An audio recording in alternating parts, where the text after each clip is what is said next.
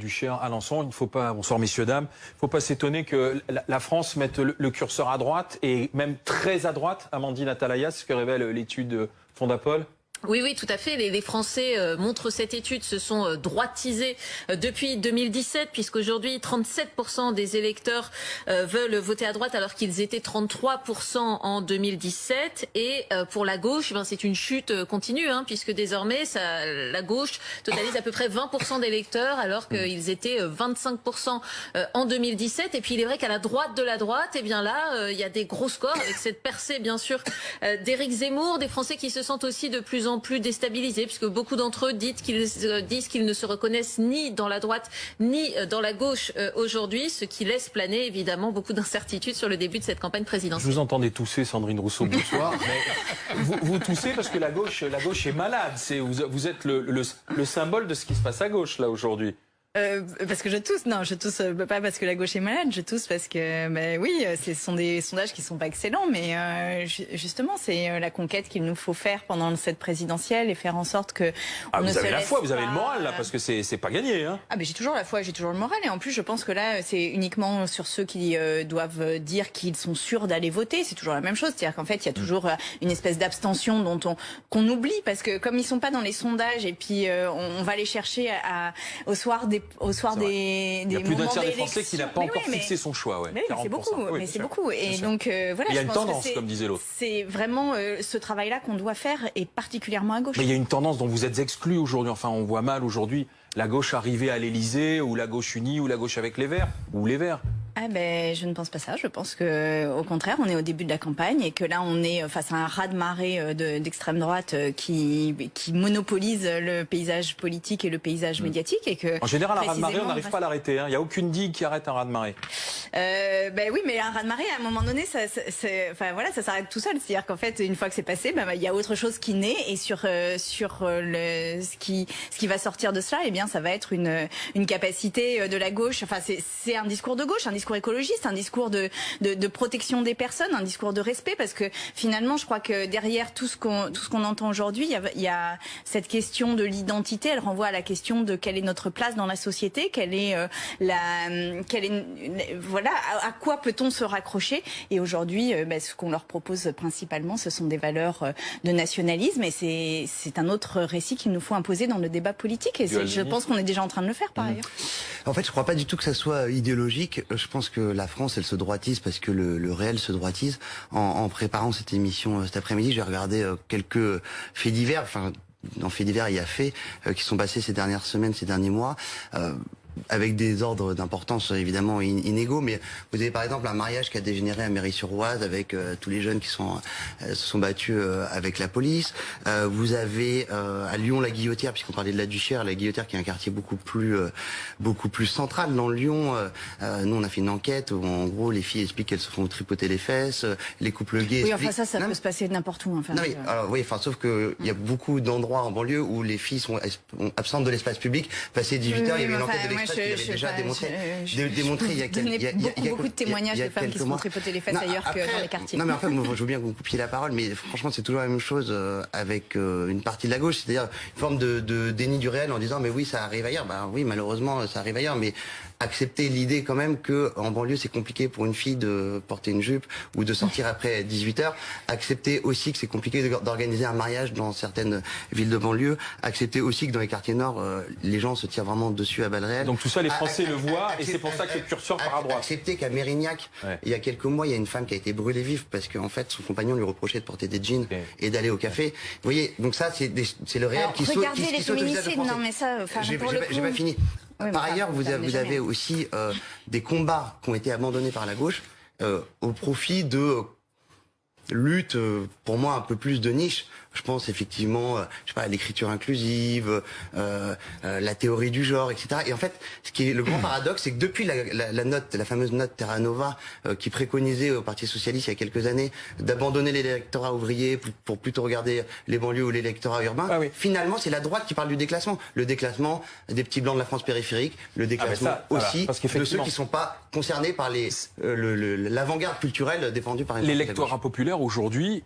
il ne vote plus à gauche. Si l'on se fie aux dernières études d'opinion, il vote Marine Le Pen ou il va peut-être voter Éric Zemmour si jamais il se déclare. Laurent Neumann et Sandrine Rousseau. Oui, moi je vous trouve bien optimiste sur les résultats de ce sondage.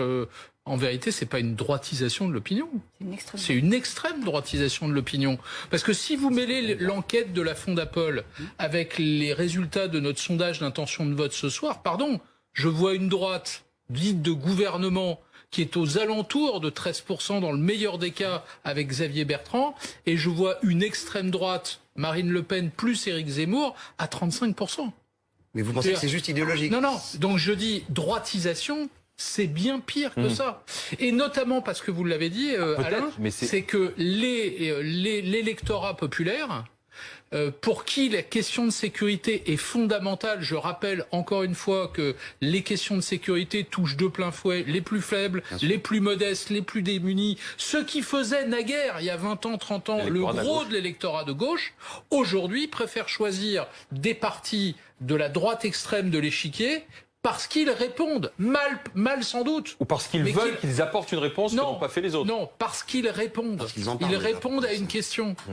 Ils y répondent sans doute très mal, mais ils répondent à une question. Et cette question, elle est posée. Elle est posée par cet électorat populaire. Deuxièmement, cette droitisation, le terme à nouveau est mal choisi, parce que quand je regarde la droite, elle est en très mauvais point, la droite. Imaginez que le candidat de la droite dite de gouvernement plafonne à 13%, c'est extrêmement faible. Il y a derrière tout ça, au-delà des questions de sécurité, un rejet absolu des partis politiques. Absolu, qui touche la droite et la gauche, mais qui ne touche pas encore Emmanuel Macron. Qui explique, Emmanuel Macron 2017, et qui explique la dynamique incroyable d'Éric Zemmour. Vous savez que les valeurs, l'autorité, l'ordre, c'est plutôt des valeurs de droite. Donc, effectivement, la droite partisane est mal en point. Là, il y a plusieurs choses qui ont été dites et que sur lesquelles je voudrais revenir. Déjà, pour dire que les violences sexistes et sexuelles n'existent pas que dans les quartiers. Elles existent dans les quartiers comme ailleurs. Et que finalement, ce qu'il y a de bien avec la discrimination faite aux femmes, c'est que quelle que soit la couleur, quel que soit l'endroit où on habite et quel que soit le niveau social, il y en a. Donc là-dessus, on est tranquille. Et puis la deuxième chose, c'est que quand vous parliez de sécurité des plus pauvres et notamment d'un monde ouvrier qui est employé, qui est un peu en perte de repères, mais évidemment, et la sécurité première, c'est évidemment d'avoir un emploi, d'avoir une protection sociale, etc. Et que là, on paye aussi des années de libéralisme économique qui ont détruit les emplois les plus précaires parce qu'ils ont été les emplois les plus les emplois ouvriers en l'occurrence dans la société parce qu'ils ont été mis en concurrence avec des emplois ouvriers du reste du monde, et que c'est ça aussi le projet écologiste et le projet de gauche, c'est de remettre au cœur de l'action politique le bien commun en disant mais on doit absolument faire en sorte que les emplois soient locaux, non délocalisables, de qualité. En attendant, ça vous met à 8%. C'est ça la sécurité. Ça vous met à 8%, Madame Rousseau, pour le moment. Mais parce que pour l'instant, on n'arrive même pas à le dire. C'est-à-dire que dès que je le dis, vous voyez bien que vous me coupez la parole, alors que c'est profondément le sujet. C'est-à-dire que tant qu'on ne combat pas un libéralisme qui, en effet, fragilise les plus faibles et qui, en effet, met ces personnes-là dans des situations sociales, économiques et même d'identité qui deviennent très compliquées, parce qu'il y avait une identité ouvrière. Il y avait une identité ouvrière et elle a été balayée par des années de libéralisme et de mondialisation. Et bien c'est là-dessus que l'on doit revenir, parce que le libéralisme, comme la mondialisation, ça détruit non seulement les hommes, mais la planète. Quand une marchandise fait 7000, 8000, 10 000 kilomètres pour arriver dans notre assiette ou sur nos rayons, dans nos rayons de magasin, ça pollue autant la planète que ça détruit les humains. Donc voilà, c'est ça le projet écologiste et de gauche que la gauche au pouvoir avec François Hollande, il n'y a pas si longtemps que ça non plus. Elle était là, cette gauche. Mais surtout, mais elle n'a pas lutté aussi efficacement qu'elle aurait dû sur le libéralisme, et c'est un des sujets qu'il y a à gauche aujourd'hui. Et mais les petites gens dont vous parlez, qui vivent en périphérie des villes, ils continuent de travailler, et ils aspirent aussi à la sécurité. C'est ça l'un des thèmes qui revient, c'est pouvoir d'achat et sécurité qui sont aujourd'hui en demande. Amandine Atalaya.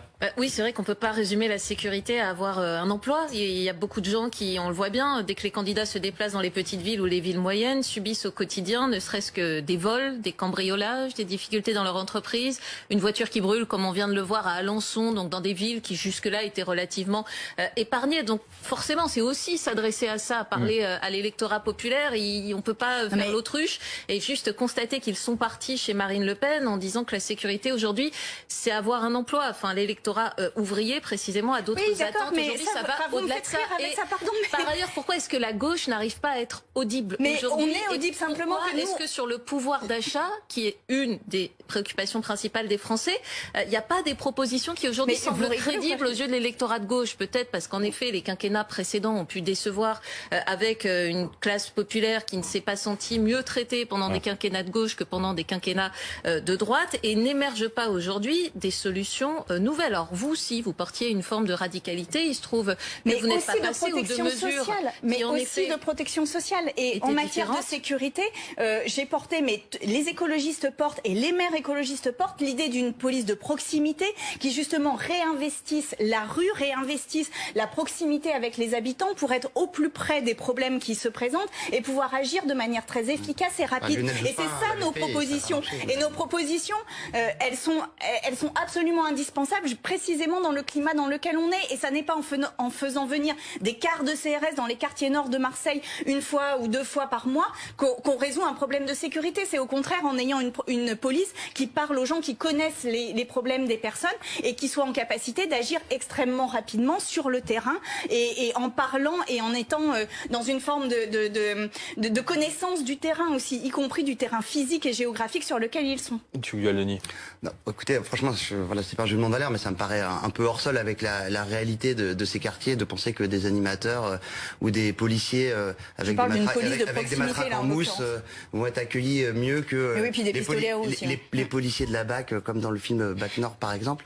Non, moi ce qui m'étonne, si vous voulez, dans votre discours, si je me mets à la place d'un électeur de gauche traditionnel, admettons classe populaire, et en fait ça doit vous faire mal. Non, ça va, ça se passe très bien. Enfin, vous savez pas mes origines, voilà. En fait, si vous voulez, vous parlez de patriarcat, vous parlez de. Là, elle n'a pas parlé, Sandrine Rousseau. Elle parlait police de proximité, occupation du terrain, patrouille, contact avec la population. Si vous voulez, le gars qui habite à Sevran et qui écoute ça, bon, il rigole. Cela dit, il y a peut-être un changement de doctrine de police à avoir aujourd'hui, parce qu'on est dans l'intervention et moins dans la prévention et dans l'occupation du terrain. Alain, je suis habitant de Champigny-sur-Marne.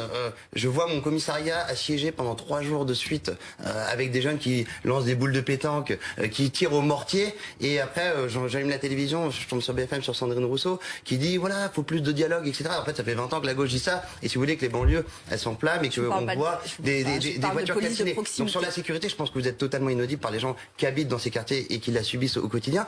D'où le vote vers la droite. Évidemment, c'est le réalisme. Et après, sur le reste, si vous voulez, je suis pas sûr que le patriarcat et la cancel culture, ça soit le quotidien de l'électeur de gauche moyen. Après, quand vous dites à l'électeur de gauche lors d'un de vos meetings que l'économie française consiste à prendre, à utiliser, à jeter le corps des femmes des plus précaires et déracisées, et pour prôner à l'inverse une décroissance verte, honnêtement, je pense que c'est du charabia. Et par ailleurs, quant à la décroissance, on est le pays avec le plus fort taux de prélèvement. Donc honnêtement, on n'est pas le pays de l'ultralibéralisme, on est le pays à la fois avec le plus fort taux de prélèvement et en même temps avec des services publics qui sont pas excellents. Donc je suis pas sûr. Vous pouvez répondre et puis ensuite Laurent Neumann. Non, mais là il y a eu tous les clichés qui ont été enfilés. Donc qu'est-ce que vous voulez que je vous dise? Moi, je vous parle de police de proximité, je vous parle d'une police de prévention, je vous parle d'une police qui permette de protéger réellement les personnes. Et par ailleurs, oui, un des sujets aussi, et c'est sans doute aussi, ça participe du sentiment d'insécurité, même si ça n'est pas verbalisé de cette manière-là. C'est aussi quel est notre avenir? Et dans cette question, quel est notre avenir, la question du réchauffement climatique est centrale. C'est-à-dire que là,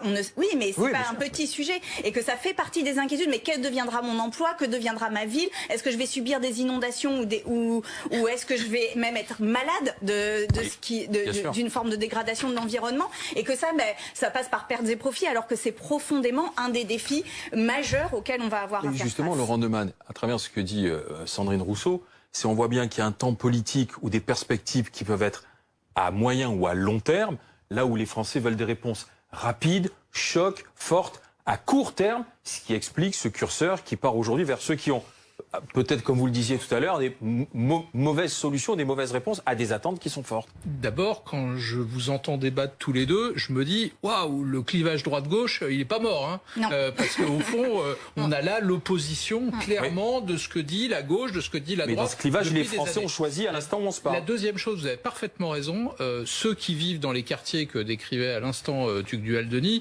eux, ils s'en foutent des discours politiques, ils veulent des réponses immédiates dans leur vie quotidienne. Or, la vérité oblige à dire que quand on a démissionné sur toute une série de sujets pendant 10 ans, 15 ans, 20 ans, 30 ans parfois, on ne peut pas avoir une réponse à court terme. C'est impossible. Et ceux qui prétendent le faire, pardon, sont des menteurs. Sont des menteurs parce que c'est vrai pour l'hôpital. On ne résout pas le problème de l'hôpital. Qui sont-ils? C'est-à-dire Marine Le Pen et potentiellement Éric Zemmour. Je cite pas de nom.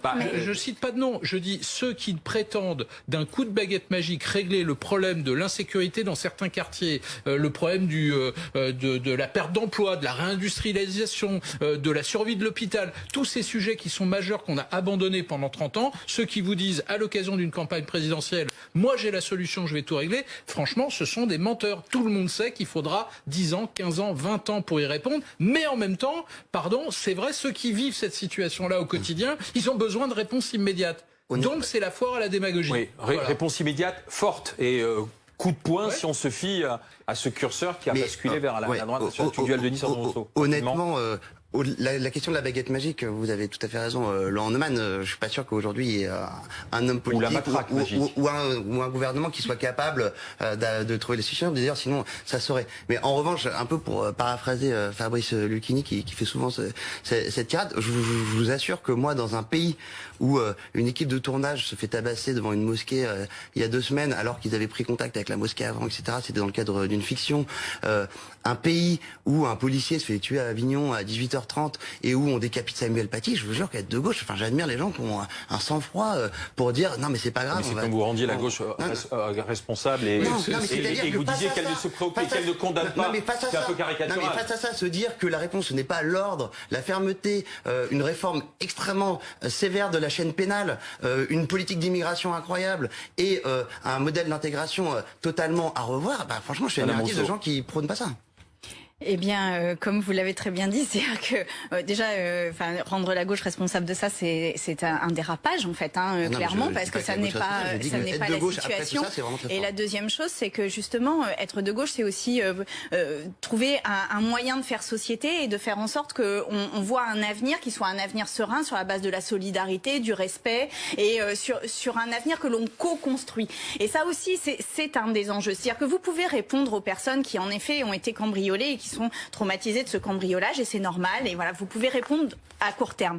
Le lendemain de ce cambriolage, il y a quand même un sujet qui reste, quel est mon avenir, quel est l'endroit où je vais vivre, quel est l'emploi que je vais trouver, est-ce que mes enfants vivront heureux, dans quelle école je vais aller, parce que ça aussi on n'en a pas parlé, mais on a affaibli de manière conséquente les services publics sur les territoires et particulièrement dans les territoires ruraux et dans les territoires les plus faibles. Or ces services publics, c'est aussi un service à la population de manière très proche d'elle et qui permet de trouver des solutions quand aujourd'hui on a parfois 2 heures de route à faire pour aller au premier hôpital par exemple. Merci d'avoir participé à cette discussion, à ce débat où on voit bien qu'aujourd'hui chacun reste dans son camp. Les électeurs trancheront dans 6 mois, mais en attendant, d'autres débats viendront bien sûr, notamment sûrement avec Yves Calvi.